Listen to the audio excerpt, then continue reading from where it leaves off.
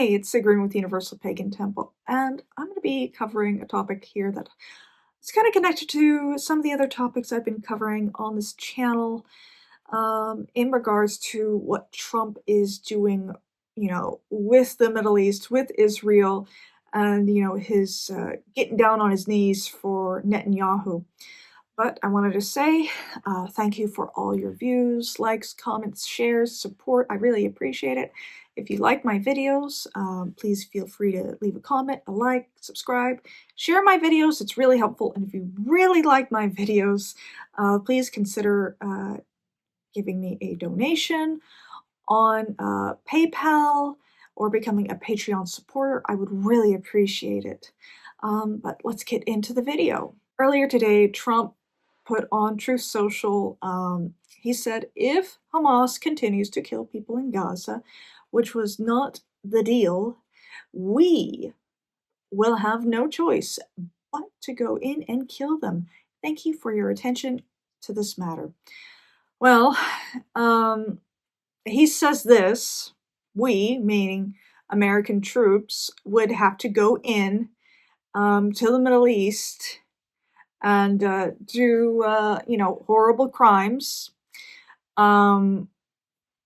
But then he goes back in later during, kind of a press briefing in the Oval Office and says, oh, no, it's not going to be us. It's going to be other people that are, more competent people in the area. Of course, he means the IDF, but it does raise concerns with what's been going on with the Trump presidency, in that a lot of his supporters are very disillusioned. They're not believing anything he says because he has not been keeping up on his promises. He made big promises and he's not keeping them. And so when he says something like this and then he backtracks, people really don't know what to believe, and it's very suspicious, and it puts a lot of people on guard in that, there's a large portion of the country who's very much in support of Israel still because of their religious faith, the Christian Zionist denominations, whether that be evangelical, Baptist, any of the other Protestant faiths, and then even some Catholics consider themselves to be Zionists. They're pretty much raised by birth to be okay with all the wars going on over there in the Middle East because it will bring the end of days and Jesus coming back, and 2/3 of the Jewish population dying and the rest being forced to convert to Christianity. It's really the Christians' wet dream supporting Israel. And they're the main reason why we're still entangled there. No matter your religious affiliation in America, you're forced to pay taxes to Israel because these Christian fundamentalists, Zionists, they think everybody should be paying into this, to support their religious ideology.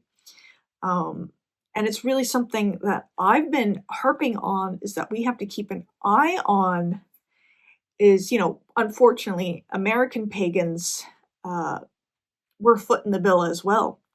We're being taxed to pay for this as well. Israel's making lots of enemies in the Middle East for us, and then they're shipping them out to, Europe and America, whether they are Palestinian or, from the surrounding areas, which, Israel bombs them as well.